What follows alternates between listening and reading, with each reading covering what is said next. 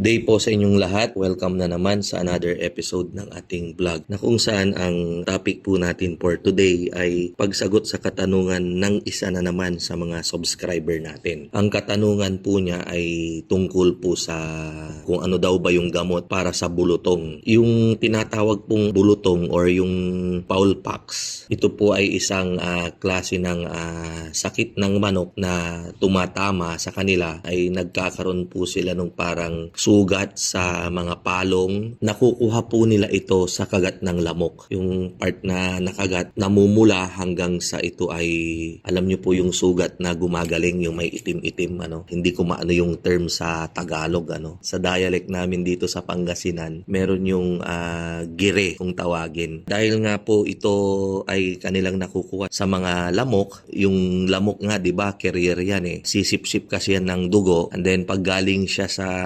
ibang hayop, and then lilipat na naman yan at itutusok na naman niya yung kanyang syempre kapag yung nasipsipan niyang nauna ay infected siya ng sakit, matratransmit niya yun. At ang bulutong or yung kung tawagin sa English ay fowl pox, ito po ay isang viral.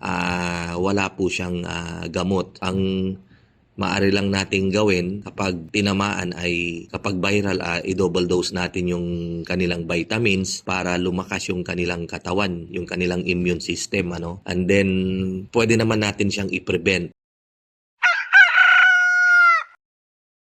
Paano ba i-prevent?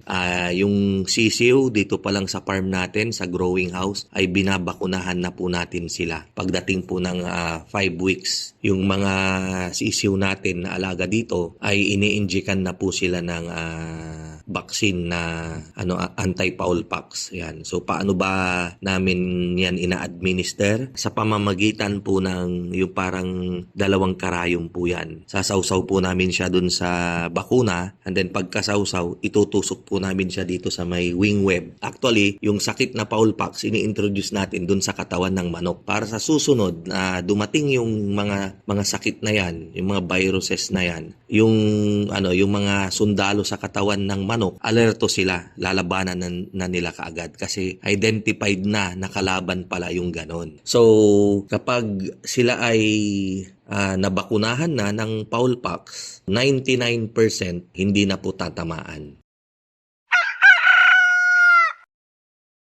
Ano ba yung epekto sa manok kapag tinamaan siya ng fowl pox? Yan. Ang epekto po niyan, kapag sa sisiw tinamaan, madidelay po yung kanilang paglaki dahil nga sa hihina silang kakain. Ngayon naman, sa mga nangingitlog, syempre yung tinamaan, babagsak din yung kanyang egg production. So, pero hindi po natin dapat ikabahala yan, ika-alerto kasi nagbabakuna po tayo ng ganyan. Ngayon, may mga mangilan-ngilan na nagkakaroon ng bulutong, wag po kayong mabahala dahil gagaling naman po yan in 2 to 4 weeks time. Dahil lang po yan dun sa literal na kagat ng manok. Gagaling din po yan. 5 weeks pa lang binabakunahan na po namin sila.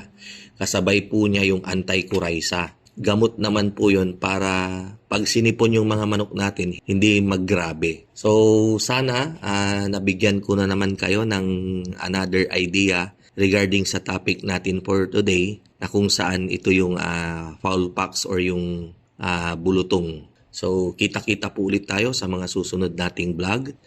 Maraming salamat po at sana pakiantay-antay lang po yung mga reply natin sa mga inquiries ninyo, sa mga messages ninyo. Uubusin ko po lahat yan para sagutin. Thank you po, thank you. God bless.